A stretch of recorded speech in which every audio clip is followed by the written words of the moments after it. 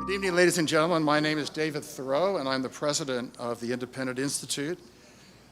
We're so delighted to welcome you all to our special program with our friend Tucker Carlson.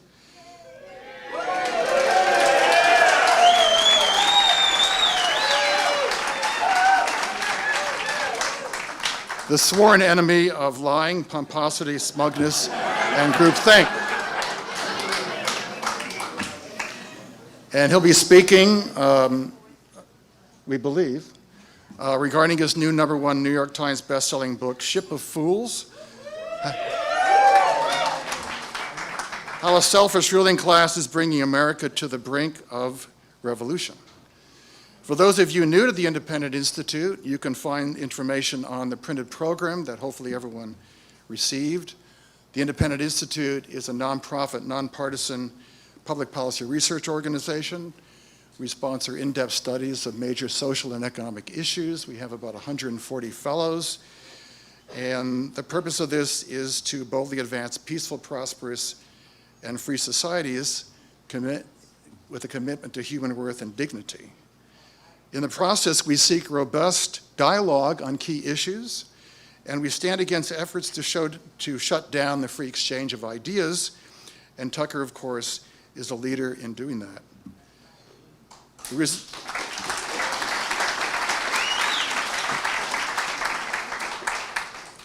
The results of our work are published as books and other publications and form the basis for numerous conference and media programs. Neither accepting or seeking government funding, we hope that you'll all join with us as a member of the Lighthouse Society. Before I begin, however, I want to thank our board member, Dr. David Teese, who's here tonight. David is chairman and CEO of the Berkeley Research Group and the Thomas Tuscher Professor of Business at the University of California at Berkeley, my alma mater. David provided the wonderful, beautiful wines from New Zealand that we've been enjoying this evening. So I want to thank David in particular.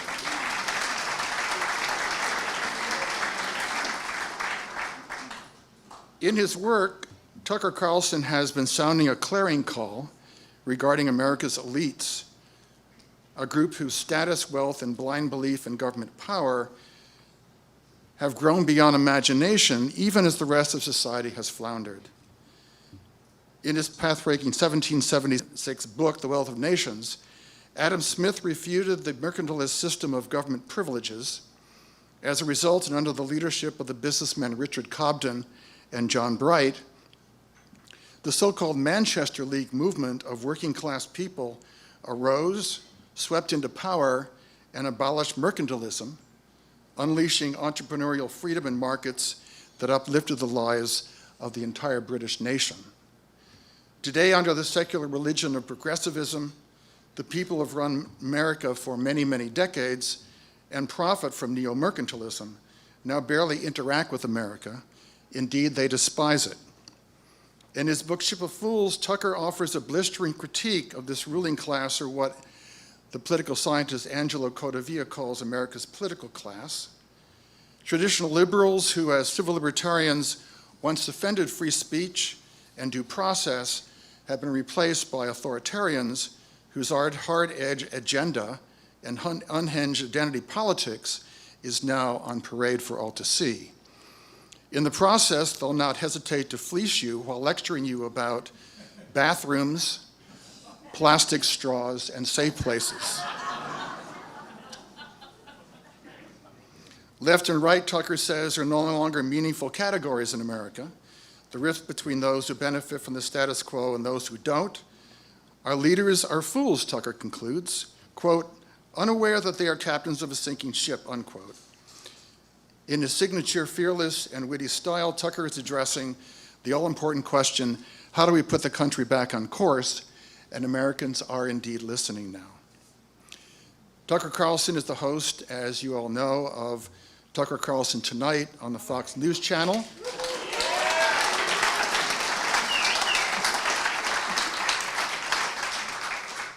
I first had the pleasure of working with Tucker when he was on the editorial staff for the journal Policy Review years ago at the Heritage Foundation. He has since flown and was host of the MSNBC Tucker program Tucker. He was co-host of CNN's Crossfire and Spin Room. and he is co-founder and former editor-in-chief of the Daily Caller. Also author of the book Politics, Partisans, and Parasites, My Adventures in Cable News. He's a recipient of the Warren Brooks Award for Excellence in Journalism, and you can read more about his background in the program.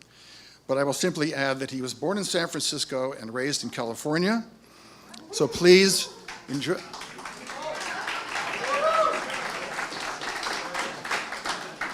So please join with me in welcoming Tucker Carlson.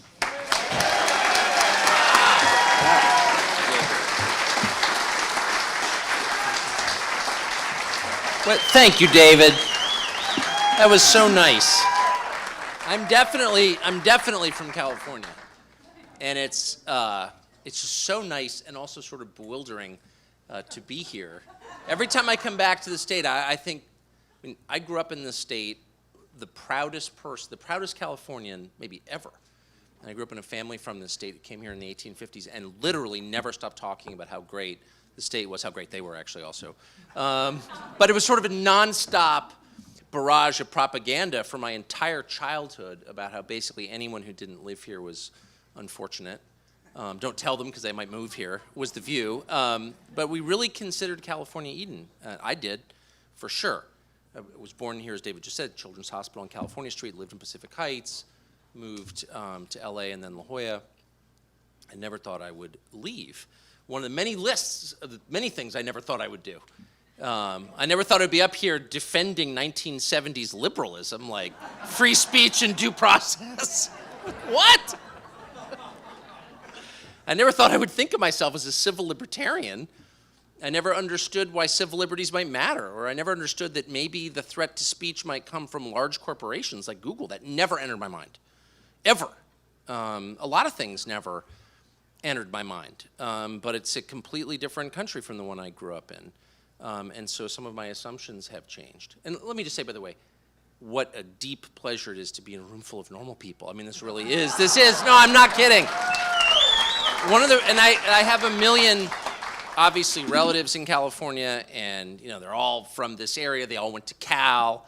To hear people from, Piedmont and Alameda and Oakland, where my grandmother grew up, it's just so weird and nice, and it just reminds me of how I grew up. I mean, this among people like you, so it's very reassuring, I would say, to know that California still exists.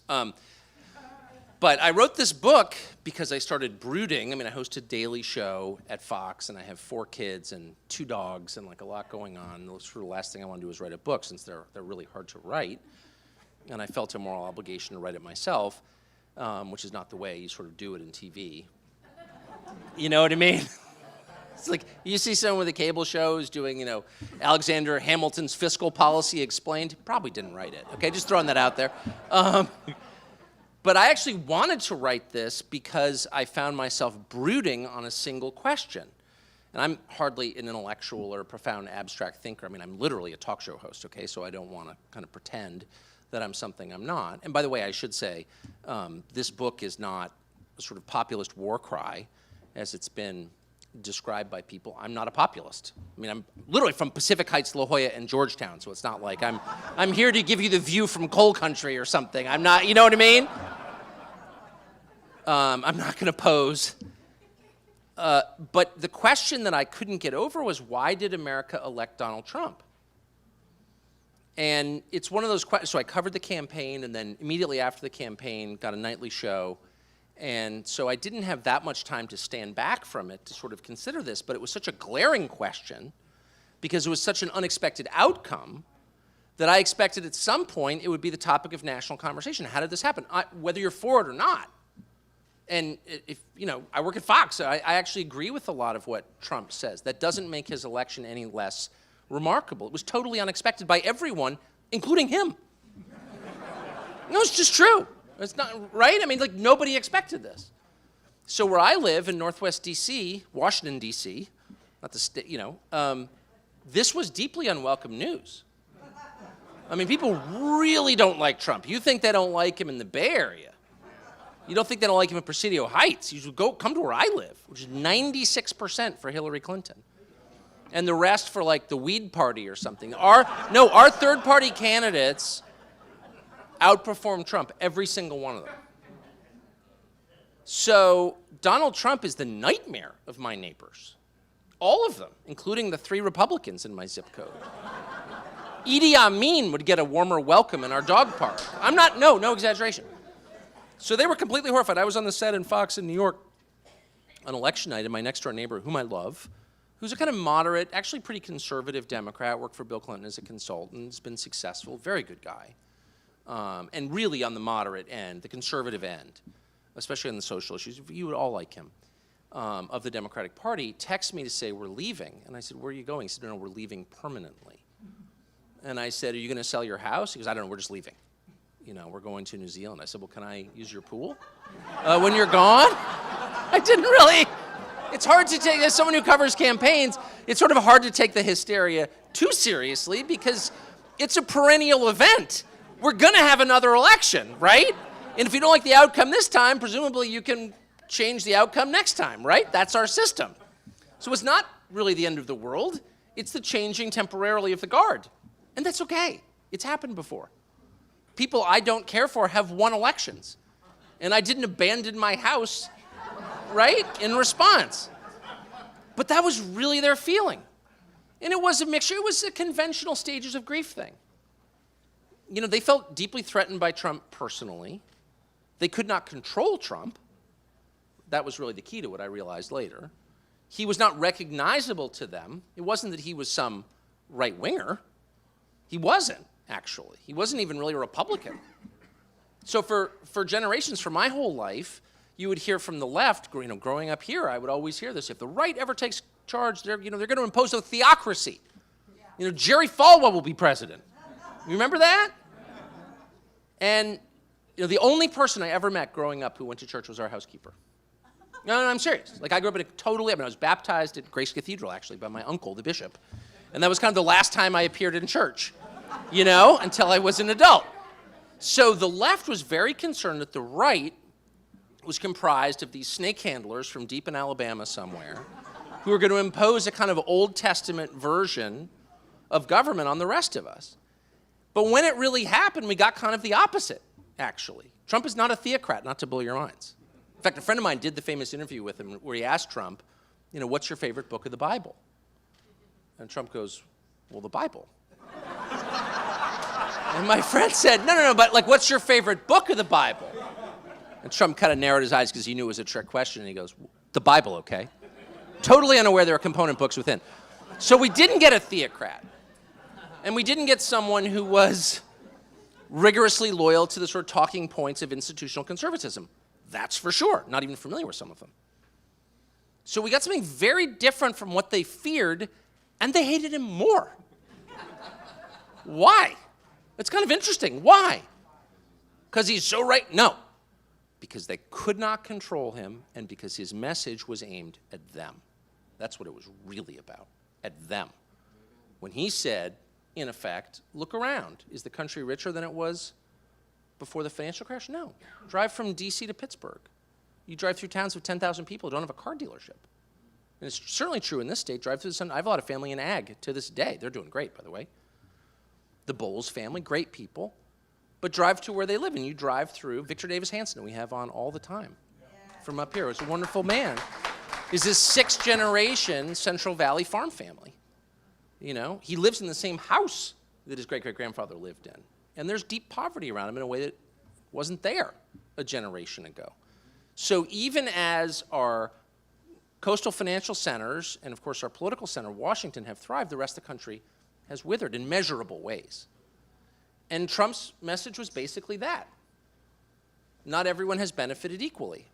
Again, because I'm not, you know what I mean? Because I'm very much a product of the world I'm writing about.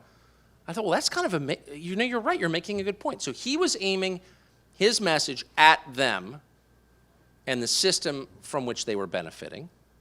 And so they were horrified, and I get that. What I don't understand is why they never paused for 1 second to ask why this happened. That is a bizarre reaction. I don't care how horrible and unexpected an event is, at some point you ask yourself why it happened, particularly if it happened to you. Because the obvious question was, am I implicated in this? Did I do something to cause this? If you wake up and your wife has run off with the mailman, and he weighs 70 pounds more than you and makes half as much, obviously your first reaction is, she's horrible. How could she do that? It's her fault. But at a certain point, you think to yourself, well, wait a second. If I was such a good husband, why would she do that? Maybe I did something wrong. That's what a normal, self-aware, decent person, at some point, would ask himself. I didn't expect this to happen. It did happen. I didn't welcome it happening. How can I prevent it from happening? I'd like to get remarried. Maybe I won't repeat the mistakes that caused wife number one to run off with the fat mailman. Trump is that mailman. And the voters are his new wife. That's what happened. But what's so remarkable is that the abandoned husband thinks he's totally blameless. In fact, you know what? Putin made her run off with the mailman. That is really what's going on.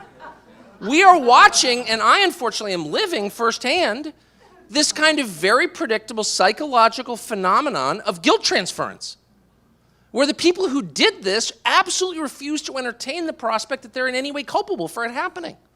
It wasn't me, it was them. Or it was voters. That's my favorite explanation. Voters. Voters did this. Why? Well, because they're racist, duh. Or they're horrible. They're just immoral. And I thought, well, I don't know. I mean, America's a cross-section like any group of people. But I covered the campaign. I never met a single person who, saw the Access Hollywood tape and said, you know what? He speaks for me. I was kind of on the fence until this came out, and I realized that's my guy, right there.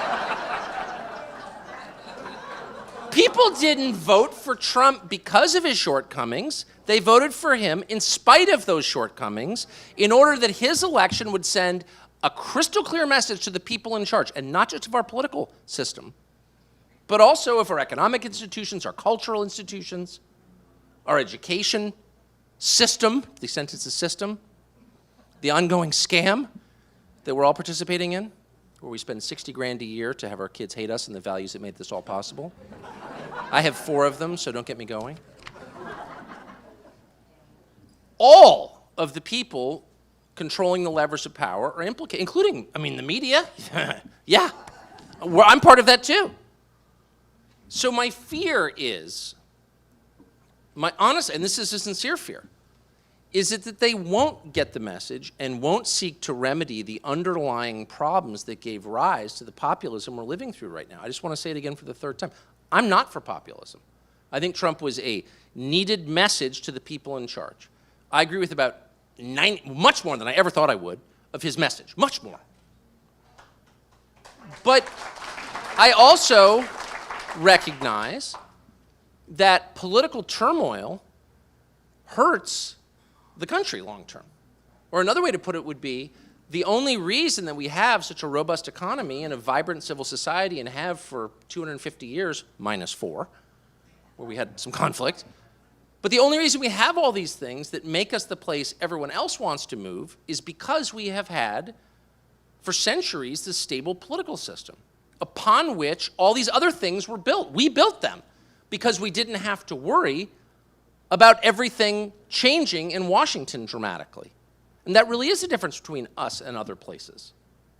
We have a stable political system, therefore we can build a great civilization. You don't, therefore you can't. That is the difference in a lot of ways. I went to Venezuela as a kid, Caracas. And it was like a pretty nice place, actually. And the Venezuelans, and don't let anyone lie to you, totally impressive. Huge middle class by regional standards in 1980. Capable, well-educated people. By the way, they're all in Miami, thriving. It's not like they didn't have human capital in Venezuela. Are you kidding? They had way more than a lot of other countries in the region. Natural resources, yeah, check. Largest known oil reserves, yeah, they had that. What they also had was an economic system that excluded a huge percentage of the population, which is the rule, by the way, through human history, okay? And one of the things that I always hated about liberals, they're always whining about unfairness, which for the last 40 years I've always thought, well, that's baked in the cake because life is unfair. Whining about it is like a college dorm room exercise. It doesn't, you know what I mean? Doesn't going to get you anywhere. What I didn't understand was that unfairness only works if you don't give everyone the vote.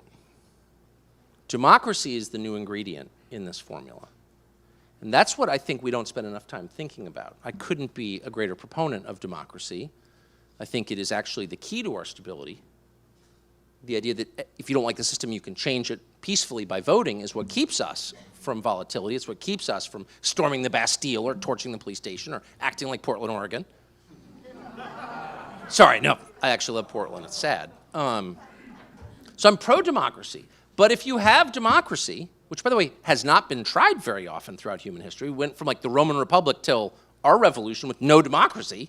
So it's not like there's a long track record of it working. There isn't. Common sense tells you if you have a democracy, if you give every person an equal franchise in your political system, a vote, then you have to make sure that they at least feel enfranchised in other ways. In other words, if you give everyone the vote, you can't tell people to just shut up and obey because you will infuriate them and they will punish you by electing a populist to get your attention. And if you continue to not pay attention, they'll elect another and another. And you may not perceive it's happening because these populists will arise under the cloak of some ideology or other. So in Venezuela, people woke up and they're like, wait a second, 9 families control the entire economy. Let's elect Hugo Chavez. And the rest of us looked at this and said, oh, wow, why is socialism resurging in Latin America? I thought we all knew that didn't work. Look at Cuba, it didn't work. What we missed was that's not socialism, it's populism. It's exactly what that was. You know, you can dress it up under whatever kind of headline you want, but the truth is that is a howl of rage from people who feel like they don't have a stake in the society. You need to keep people enfranchised in your society. We're all in this together. And the way you do that in a normal country is with a vibrant, self-sustaining, independent middle class. That's the only circumstance under which you can have a functioning democracy, is if you have the majority of the country is bourgeoisie. They're sort of normal working people who feel like their kids might do a little better than they are doing. If you cease to have that, wow, you can wind up with something very bad. And that's exactly what happened in Caracas, where they're now eating zoo animals and have no toilet paper. It's bad. So I don't think it's going to happen here, but I also think Trump is a warning sign to the rest of us that you need to address the core economic issues that underlie all of this. And I'm not certain of the answers because, again, I'm just a talk show host. But I'm pretty good at diagnosing obvious problems, and this is an obvious problem. So in 2015, the middle class ceased to be a majority in this country for the first time in over 100 years. I mean, to the extent that we can even know that. To the extent, accurate records about wages have been kept. It's always been a majority middle class country. It stopped being one in 2015. So I'm thinking, what was I doing in 2015? Oh, I was on TV every day. As a news guy, presumably I would have caught that news. No one noticed because we're busy arguing about bathrooms or some other sort of distraction. We're busy listening to some other bloviating demagogue, make racial attacks on some group. It's white men. Okay. And I thought to myself, well, maybe all of that stuff is a cover, a distraction for the real conversation that we ought to be having, which is what do you do for normal people? And I mean literally normal people. I mean people, that don't live in our, let's say you make 70 grand a year and have an IQ of 100 and 3 kids. That's like a normal person. Your society should be structured in such a way that that person can thrive. Not because I've ever met that person, but a country is based on that person. And without that if that person thinks that his kids are going to be in much worse shape than he is and there's no hope for them, that person's scary. Right? It's one step from there to nihilism. So you need to organize your society so that guy is okay. I mean, this is like a basic concept.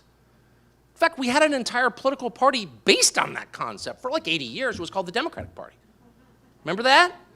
I was never a member of it.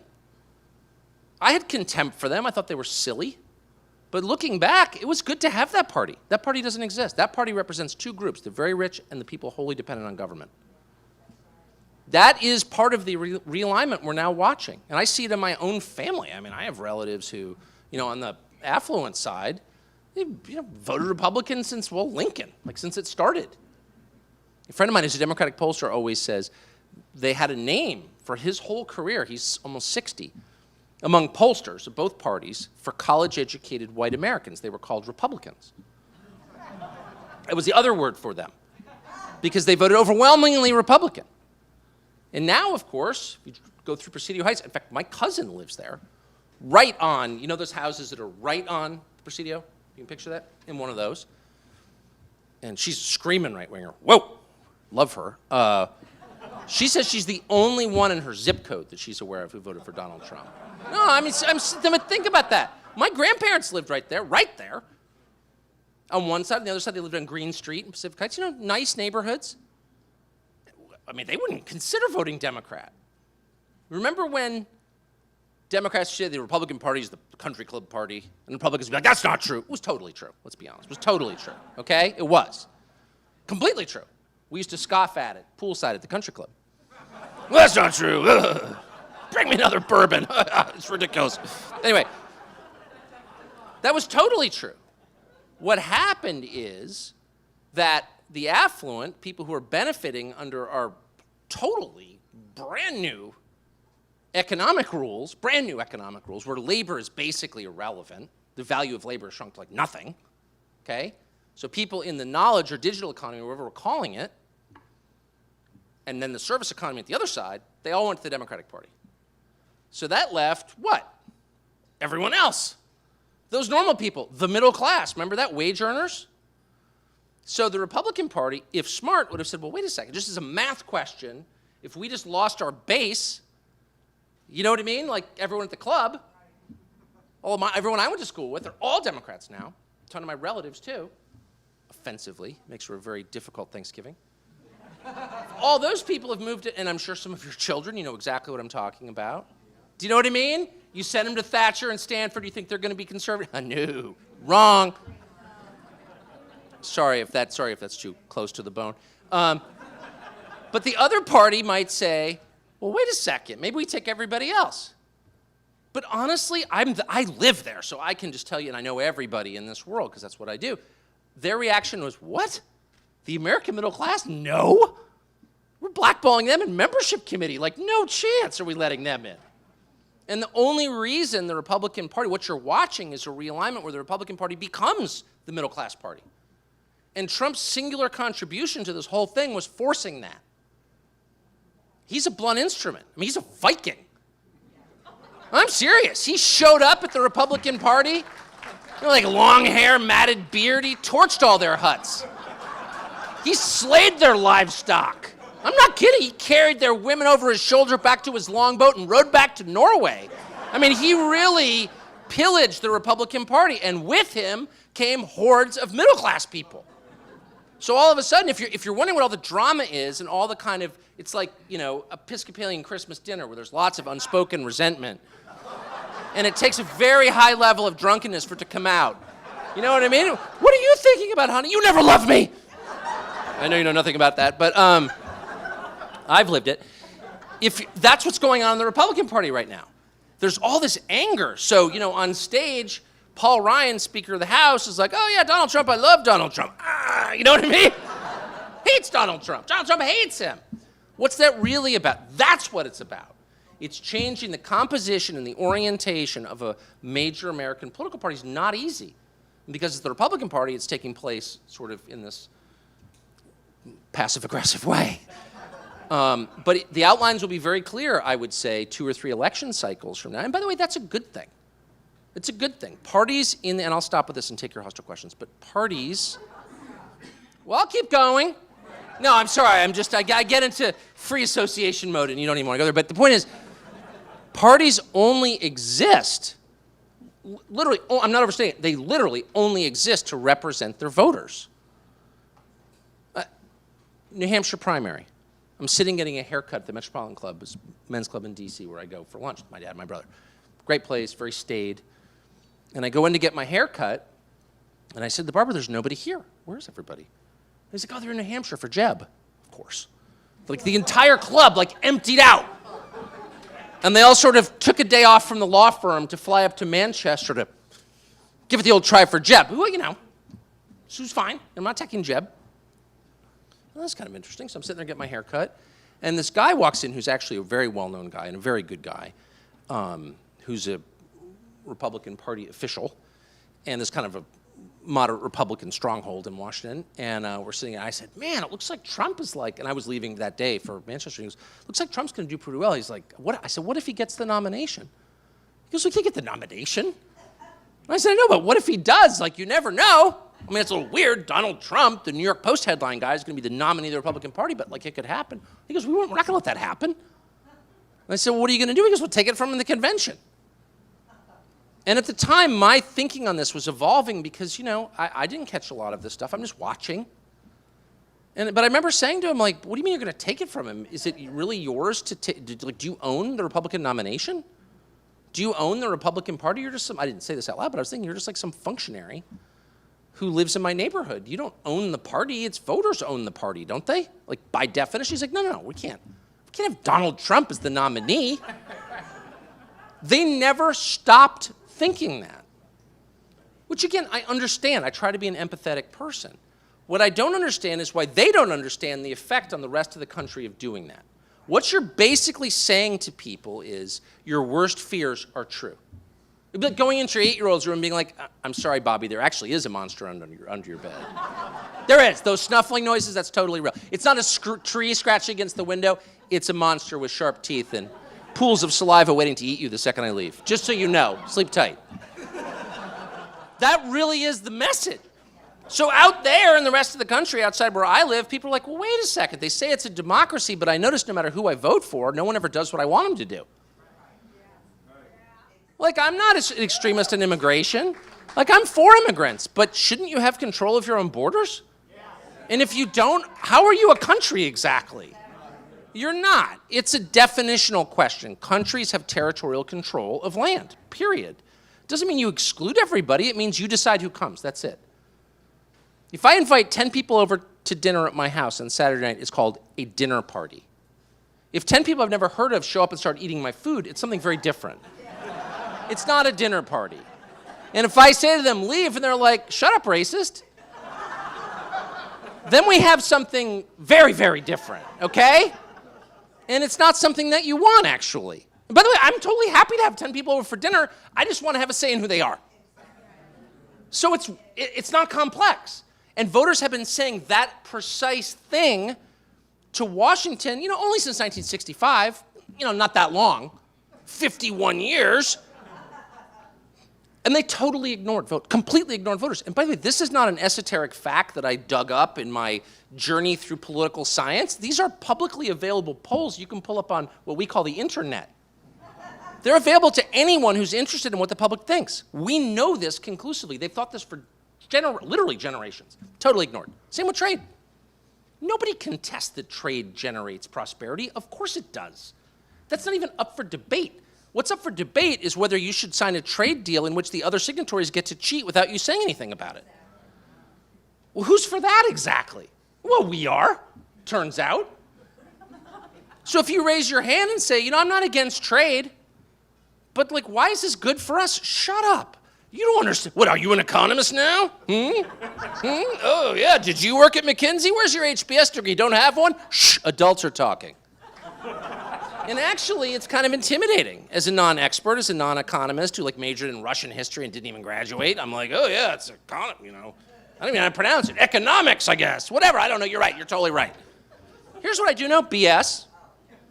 I'll never forget, I covered the NAFTA debate of 1994, and of course I was totally on the side of NAFTA because I'm on the side of progress and on the side of trade, actually, and I still am.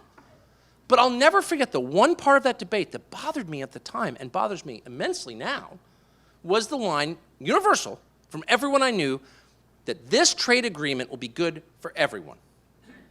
There's no one who won't benefit from this. Now, again, I'm demonstrably not an economist, okay? But I do pay attention to life. And I thought at the time, as I think now, that that is a lie by definition. If someone tells you that something is all good, that it's an unalloyed positive from which everyone will benefit, he's lying. And by the way, if you wake up and you find something that is all good, you are dead, actually. And you have gone to a better place. But in this temporal existence, nothing is all good. Everything is a mixed blessing. It's somewhat better than it is not. And you try to go for the thing that's better than not better, okay? But that's as good as you're going to get. Here's the problem. Continuously lying about the effects of policies to the public that pays for those policies and has to live their consequences creates deep and profound resentment. If you tell people this is going to happen and it doesn't happen, and you tell them that enough, they're really mad. If you think you're getting a pony for Christmas and you get a bag of hair, you never forget it. You're telling your therapist about it 30 years later, okay? And that's what we've done. I understand. But what's infuriating, and this is my last sentence, and critically, what will ensure future cycles of volatility, cycles that we should all be concerned about, is the unwillingness of policymakers to admit any of this. We caught you, you won't pay attention, so we elected an orange guy to get your attention, and you're still not paying attention. Who are we going to elect next? So it's super important that they pay attention. And with that, I will stop. Thank you. You mentioned the four-year interlude. You used the word volatility. We have formerly serious people, Senator Feinstein, Eric Holder, questioning the legitimacy of the Supreme Court. Yes, we do. Am I alarmist to be concerned about that sort of thing?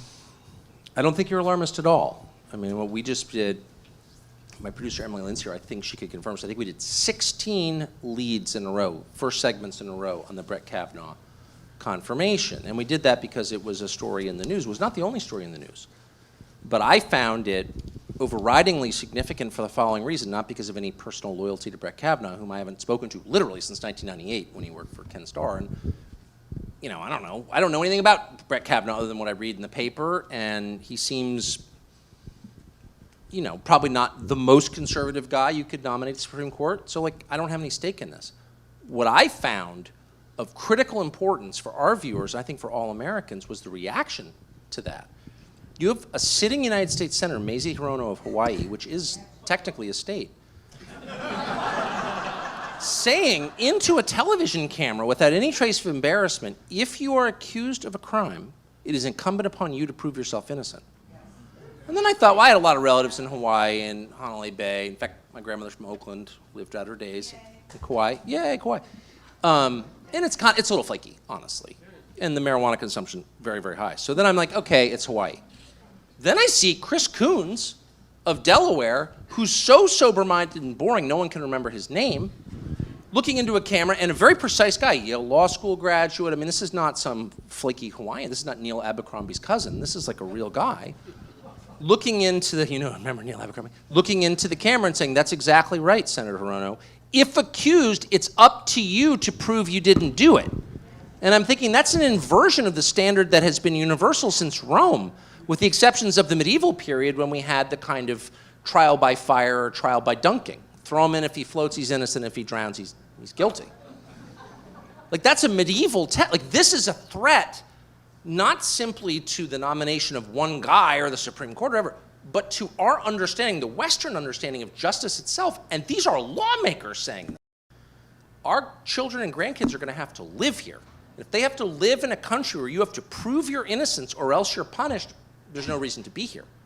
That is the cornerstone of our whole country. That's why people move here. If you ask anybody who's just like arrived from Burkina Faso, I'm serious, why'd you leave Ouagadougou? It's a lovely place. Yeah, economic opportunity, whatever, but no, in the United States, I'm a free man, and you can't imprison me unless you can show that I did it. And that's the moment when I realized, I guess I am a liberal, because I remember liberals when I was a kid saying stuff like, it's better that 10 guilty men go free than one innocent man is in prison. I was like, oh, shut up, liberals. And now I'm thinking, yeah, because punishing the innocent really is the worst thing. And this is not a legal test. This is a human test. This is how you define not simply, whether or not your judicial system is on the level. This is where you determine whether you're a fair and decent person. So that's when I realized I'm going to stop getting caught up in a lot of these flashy objects that arise before us, like, what do you think of this? Or Stormy Daniels, rah! Yeah, I don't care. What I care about are the fundamentals. Free speech, due process, how we treat other people, All of that is under attack by a party that sees only one thing, power, which is its goal, and doesn't care how it achieves it. Now, I don't think this is going to last forever. Hopefully the revolution will end soon and we can all go back to being normal and not thinking about politics all the time. But for this moment that we're living in, we need to defend those things above and beyond any individual who's been nominated to anything. So anyway, that's a long-winded answer to a short question, but that's how I feel. Hi. Yes, ma'am. Hi, Tucker. Love your show. Thank you. I'm from Chicago, and my husband's actually from Venezuela. Oh, nice. And he's right here. One of the impressive Venezuelans I was talking And up about. here, he's the middle class that fled the country. Yeah, We moved to California 3 years ago, so we did not grow up here. And we see the changes. When we moved here, we were like, what's going on here? And we see the socialistic nature and the ideology here. The question we have is, who do you think is orchestrating this? Because we see it in the schools. My 8-year-old came home the other day. He said, Mom, is social justice bad? There's like, you know, the Walnut Creek School District has, Can you imagine? East Bay have a lot of these propaganda posters in the school district. My 8-year-old is asking me this, and thank God for PragerU and your show, because I'm indoctrinating them to be conservative children. Good. But who's orchestrating this progressive, socialistic movement throughout our country? That my husband's always asking me that. It has to be coming from somewhere. Well, where's it coming from? I don't know if I've spent a lot of time thinking about this, and of course there are pivotal players in all of this, and you know exactly their names, and there are people who are funding it. But I think that a lot of it is organic. What you're looking at is a very large, well, relatively small, but in terms of the power it wields, a large group of people who have decided that they despise the civilization that made all of that they have possible. Now, there's a psychological explanation for this, which I sincerely believe, which I'm not going to bore you with, but I mean, it's sort of like, here's the way to think of it, and this may resonate with some people in the audience. You may have seen families that possess multi-generational wealth, and you may have noticed a certain very recognizable pattern, which is not universal, but it's common enough that you'll know what I'm talking about. The first generation, the people who made it, are sort of hard-nosed, smart, focused. Second generation, yeah, that, a little less so.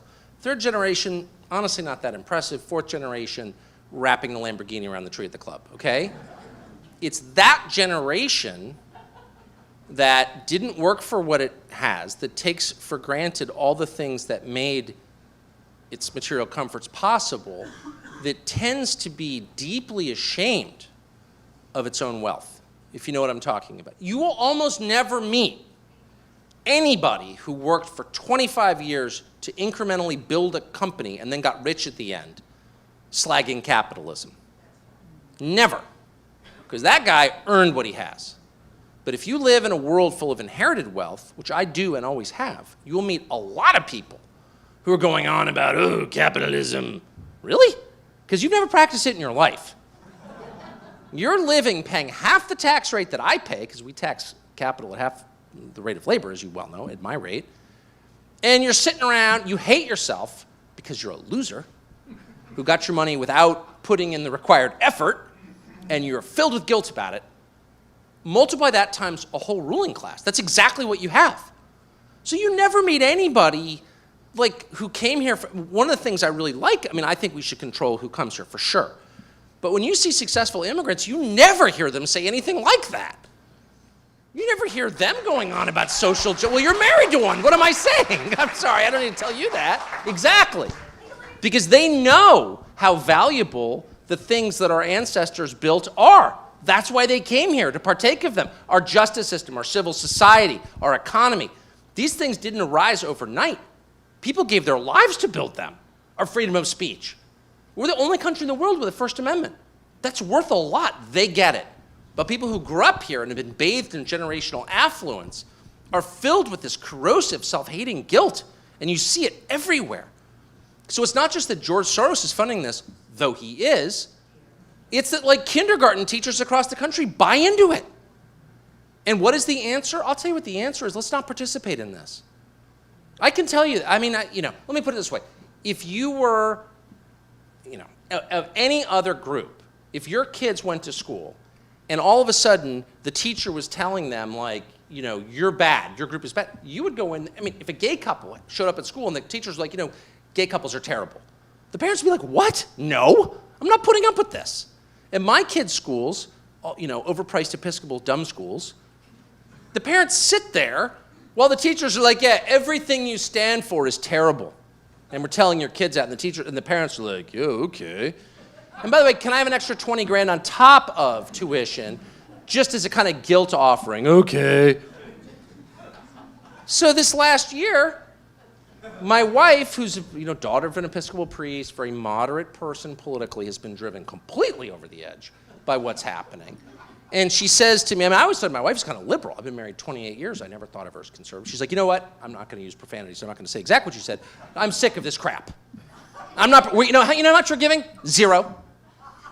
Her father's an Episcopal priest. It's an Episcopal school.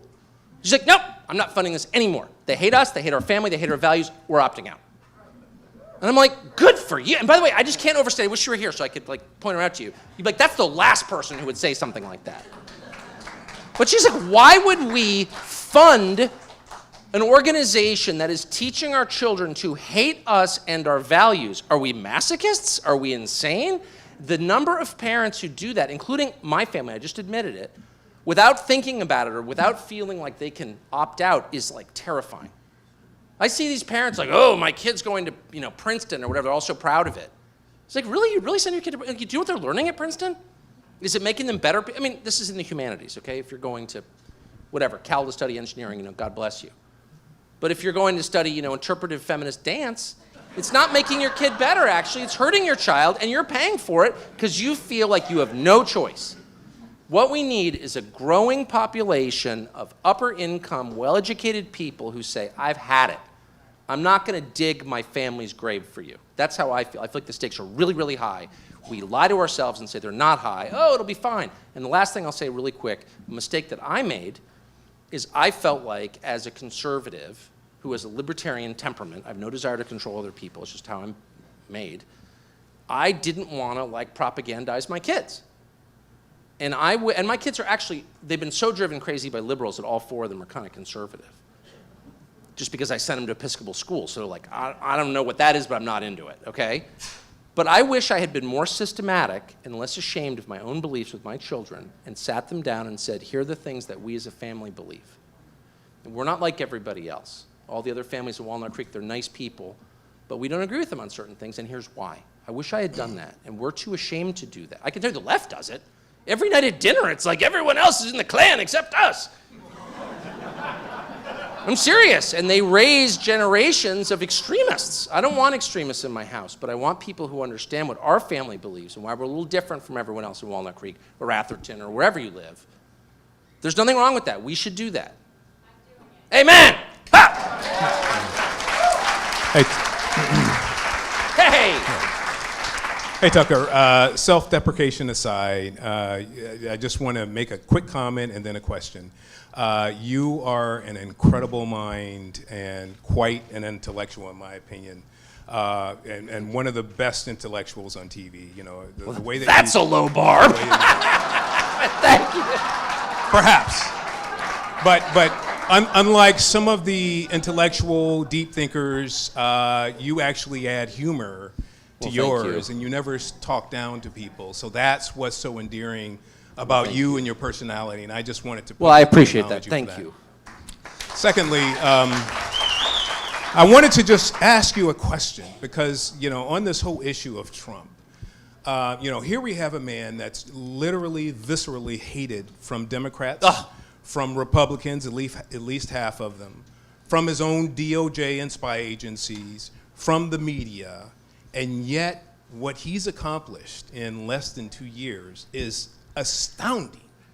And so my question is there can this just continue, this sort of astounding success with Trump, or is there a sort of a high mark are we at the high mark, or what's your opinion? That's obviously a key question, and I wish I could foresee, sorry? Yeah, I wish I could foresee the answer. In fact, I just had the interesting thing about, I was in San Francisco this afternoon, the interesting thing about this area and about all places where the liberal culture is so overwhelming and oppressive is that it makes for a much smarter brand of conservative, I will say. That's what I always notice when I'm out here, is that the people who dissent from the orthodoxy here have been forced to really think through what they believe. They're not doing it because, like, all their neighbors are doing it. They're doing it because they really believe it, and they know why they believe it, which is so great. And by the way, I see the opposite, too. In overwhelmingly liberal areas, everyone's just like, ooh, I don't know. You know what I mean? Like, I'm a good person and you're not, right? Right? Okay. Yeah. There's something about being challenged that makes you sharper, steel on steel. So I was talking to an really smart tech executive, secret conservative today about this exact, really secret, trust me, about this exact question. And I asked him, because he's smarter than I am, what do you think's going to happen? And he said, I don't know, but I'll tell you one thing, is that things will never be the same. And the reason is really simple, because Trump, whether he can achieve his goals or not, has done the one thing you need to do in order to achieve anything, which is name it. He's named it. And this is why they hate him, actually, because Trump is the guy who, sometimes in his kind of autistic way, will just say it. He'll just say it. And I'm not talking about the vulgar stuff. I mean the obvious stuff. I saw it this summer. We were in Finland for his summit with Putin. And, you know, I'm not an expert on this stuff, you know, at all. I was a big Cold War guy. I like Europe. I spent a lot of time in Europe. But I'm hardly an expert on post-war institutions in Europe. But I've often wondered, like, what is and I'm not against NATO. I'm for NATO, I guess. I was always, as a child, very for NATO. Because it was, of course, it was the thing standing between civilization and darkness, right? But the purpose of NATO was to keep the Soviets from invading Western Europe. And the Soviet Union collapsed in August of 1991. I remember because I was on my honeymoon in Bermuda. I'll never forget it. So that was, well, I just said my 27th anniversary. So that was like quite some time ago. So why do we still have NATO? And I thought this because Trump asked it in his Trumpian way. He's like, why do we have NATO? And everyone's like, you're a tool of Putin, be quiet. And I thought, why is everyone so mad about that? Why are they so angry that he's asking the question? Or I can think of 20 other questions he's asked that infuriate them. And they're angry, of course, for the same reason you're angry when one of your kids asks you a question like that. And the reason is because you can't answer it. Do you know what I mean? And you like try to be a reasonable parent, but they're like, you know, mommy, why are you doing this? And you're like, well, there's a good reason. You know, when they go through the why phase, well, why? Well, because there is. You know, there's a very good reason. Well, what's the reason, mommy? Mommy wants a glass of wine, be quiet. You know what I mean? That's exactly what's happening. Because our ruling class lacks self-awareness or humility or empathy, and they do, trust me, they don't feel the need to examine any of their most basic assumptions, even the ones that obviously might be outdated. And so I guess my point is, we're not going to solve, and Trump is not going to solve, the question of what do we do with NATO. We have this infrastructure. I don't believe in destroying things that could be useful. We can probably do something with NATO, you know, important. But what is that thing? It's not keeping the Soviets from invading Western Europe because there are no Soviets. But now that he has said it out loud, it can't be unsaid. That's the beauty. Once Trump has been like, well, why shouldn't we have borders? Or why shouldn't we build a wall? Everyone right was like, a wall, a wall. So I remember I was at a dinner party, I was like, well, why not a wall? Well, because a wall, taller ladders. Okay, but what if you build a super high wall? Oh, be quiet. Okay, well, what's the answer? Oh, shut up. It's like, so there's such, I mean, if you think of Trump, as you should think of everything, as part of a continuum, you know, because the key mistake that people make is imagining the future is exactly like right now. It never is. It's totally dynamic. Everything will be different in a year. But if you think of Trump that way, as a marker on a much longer timeline, Trump is the guy who started a series of essential conversations and allowed reform to happen just by naming the absurdities of the way we do things. So it's kind of awesome, actually. So if you think of it that way, as my genius friend said to me today, it's like, yeah, he's one guy. He has zero control over his own government, none. They totally ignore him. And he's not from our world, so it's very hard to manage any agency. Try like X number of them, 3 million executive branch employees. Like, no, all of whom hate him, and are in a union whose whole purpose is to defeat him? Yeah, probably not going to happen. But it doesn't need to happen. Because once he said those things, we will talk about them until they're resolved. So that actually made me feel so good. Do you know what I mean? But we're so trained to be like, well, you said you're going to do this, like, hurry up and do it. You got 12 minutes. It's like, no, you don't. You got another generation.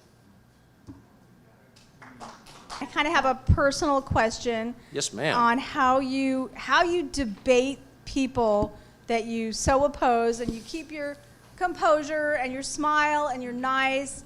And I was talking with someone tonight that I have a lot of disagreements with, and we kind of did it. But how did you do it? How would you trained to keep your composure on your nightly show? Well, I don't love always. your nightly show. Thank you. I mean, I just think, I think a couple things. One, I always try to remind myself, I've got 5 hours a week. I don't have to decisively win every debate or crush every opponent. You know what I mean? Like, I don't have to do that. I don't want to do that, actually. I want to say what I think, and I want to air the other side, and I want to let people decide. I'm not a libertarian, I should say that, but my temperament is libertarian. Like, I think it's okay to throw the ideas out there, and people can assess, like, what do you think makes sense? What do you think of that? Like, tell me what's your argument? I actually think that's my job. That's what I do. Other people have different jobs. Other people in TV or in the... How did you learn it? Where'd you learn it? I didn't. I mean, I just feel that way. I sincerely feel that way. I had a woman on tonight. It was the most interesting segment I've done in a long time, where she came on. She's a well-educated person. I didn't ask where she went to college, but I'm sure she went somewhere way more impressive than I did. Not that that's hard. I went to Trinity College in Hartford, Connecticut. Go whatever the mascot is. But she was a well-educated person, clearly affluent. I can spot that, a mile away, perfect teeth, whatever. And so she's sort of the best that we have in this. She's kind of like what our society produces at the top end. Bet you $1 million, or, she's from a rich family, obviously. And I said, so she's saying that Susan Collins, the kind of liberal Republican from Maine, should have some honorary degree revoked because she voted in favor of Brett Kavanaugh. And that's fine, okay, whatever. But she said she should have it revoked because she lacks integrity for voting for Brett Kavanaugh. And I just couldn't get over that. I was thinking about it all afternoon. I was like, so you may disagree with the vote. You think he shouldn't be on the court. You believe, whatever, Christine Ford, or not. But she lacks integrity because she reached a different conclusion from the one you reached? Is that really what you're saying? And she looks right in the camera and she goes, that's what I'm saying. I said, so you're saying that you don't give the people you talk to the presumption of decency? No. Anyone who disagrees with me is a bad person. Oh, what? Wow. That's what they think. I do not think that. I am not them. And I'm never going to be them because that's soul destroying. And I don't care if every person on planet Earth disagrees with me. I'm not going to become that person because the consequences of that are too profound. And by the way, I have a wife who doesn't like it. That's the other thing. And so the one thing that my wife always says, she went from this sort of moderate Republican / sort of liberal person to like, an intense Fox viewer. All it took was Barack Obama. It was a high cost. But anyway, but the only criticism she ever levels at me is she's like, don't get mad. You don't look good when you're mad. And I don't know anyone who does look good when mad, by the way. Does anyone improve with anger? No. Right, and I would say, exactly. So I would say the last thing I would say is that I also allow, and you should always allow, for the possibility that someone can change your mind. And that doesn't happen a ton since I think about this stuff for a living, but there have been many cases where over the 22 years I've hosted TV shows where someone will come on and say something and I'll be like, wait, what? I interviewed a vegan the other night, okay? I'm going for a steak after this, just to be totally clear. But I won't get into it, but this vegan guy comes on, and I'm like, you wimpy little vegan, you know what I mean? I was like doing the whole I'm gonna have to slap you around a little bit, you know what I mean? And this guy I basically was mocking him. He totally kept his calm, and he's like, yeah, no, actually, that's not what it's about.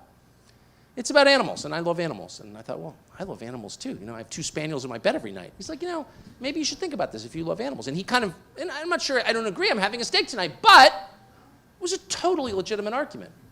And he was a totally decent guy. I could just feel it. When you're with someone, you get a very different vibe. So I'm sitting at my desk, I've got all my papers, I'm reading about this, that, or that person. I think, I despise that person. How could they say that? And then 1 out of 5 times, I'm like, actually, I kind of like that chick or whatever. That guy's a good guy or what. You just get the vibe. And I always want to be the person who lets the person be the most important thing. I'm an ideas guy, I'm half in my head all the time, but I want my feelings about the person to play a role because I want people to matter, because I want to be humane at the end of the day. So at the end of that segment, I was like, hey, vegan guy, I kind of invited you on to be mean to you, but, go vegan guy, kind of. You know what I mean? And I felt great about that. I really did. I like seeing a common humanity. I like learning stuff. There are big issues I've changed my mind on. I won't bore you with it, but like where someone made a systematic argument to me and that argument was so powerful that I rethought my own ideas about it, which most of the time turned out to be more reactions than ideas, and I came over to that side. Like, that's what it is to be human. That's why we're better than the robots that will inevitably replace us, I would say. I have time for one more question. Okay. Yes, ma'am. Okay. First of all, let me tell you how much we enjoy your show. Well, thank you. You're really wonderful. Okay, my question is this. We used to be a country that was a melting pot. Yes. We have become a country that is a mosaic. Yes, I know. And your show has brought up the point that you are looking into what makes an American. That's right. And I will be so interested to be hearing what you have to say about that. Because, if we're a mosaic, and what is it that makes us an American? That's right. The other thing, just one quick second, that I thought was very interesting is that you could become a citizen in China, you can become a citizen in Canada, Mexico, but you're not considered Chinese, you're not considered Mexican. Only in America are you considered an American. So what makes us an American? It's a great question. And that is what you're going to answer for us. What's I so know you interesting, thank you. Thank you very much. And this is actually where my Californian upbringing, multi-generational, really, I can't overstate how much I was steeped in California and its history and sort of the ethos of California in my childhood was very strong. Like, we were Californians. And we vacationed in Tahoe, and we crossed the Cal-Neva line into Incline, and we'd be like, oh man, out of California, can't wait to get back. But the thing about California in my childhood was, people are staying now, I know. It was Nevada then. It's now Nevada, but whatever. Anyway, my point is, the thing about California then was even my family, which was really in its own head anyway, like native Californians, to the extent that there are native Californians, but we really felt that way. The whole idea of California was an idea. And like you bought it, that's why the West was different from what we called back East, where I now live, where people were totally like constipated and caught up in their rituals from the 17th century. You know what I mean? Like, we were about this idea, and if you bought into California, like, come on, you're one of us. Like, all my friends' parents were from like Milwaukee, literally. As you know, there weren't many people at my parents' age who were born in the state. So I bring that set of assumptions to my show, that America is an idea, but in order for it to work, everyone has to buy into the idea. And as I age, I understand the weakness inherent in that system. It can work, but you have to be really thoughtful about it. Countries, this idea, and I took an enormous amount of criticism for saying it, but this slogan that everyone throws out, diversity is our strength, is a lie. And it doesn't mean, by the way, let me just say, diversity is neither good nor bad. I'm not against diversity. I'm not for it. It's a state that's neutral, morally, but it's definitely not our strength. Is that true in your marriage? The less you have in common with your wife, the closer you are? Are you super close if you don't share a common language? Is it true in your company? Like, no one can agree on what we're supposed to be doing, therefore we're really successful? Is it true in a military unit? It's insane, actually. And so, again, that's not an argument against diversity. I'm not against it. It's just a reminder that if you want to have a country that's cohesive, that doesn't fall apart and wind up at war with itself, you need to find a unifying belief that everyone buys into and new arrivals are required to buy into. And I think the Bill of Rights is a good place to start. And so if you bring people over And the next thing you know, they're like, I don't think we need freedom of speech in this country now. And I've interviewed 1 million people who've been here about 20 minutes who are lecturing me about why freedom of speech is like immoral. Oh, 100%. 100%. That when the imperatives of diversity and freedom of expression collide, diversity wins. Like literally. Those are the segments where I have trouble keeping my temper. Because, if it's just such an outrage prima facie that someone would show up in your country and start lecturing you about your ancient traditions and telling you they're immoral. First of all, that's just offensive. But more to the point, it's a threat to our existence as a cohesive country. We need, and by the way, this is the job of the ruling class. Like if you're in charge of a family, as I am, then you need to figure out there's 6 of us. What do we all believe? Like what are our traditions? Like what are we about? What does it mean to be one of my kids? And every Christmas day, we go to a Chinese restaurant in downtown DC, even though we're Protestant, everyone else is Jewish or Chinese, but we go, and that's what we do. Do you know what I mean? And that's what it means to be one of my kids. You go to Tony Cheng's Mongolian barbecue every Christmas day. And that's a decision I made as the head of my family. Do you see what I'm saying?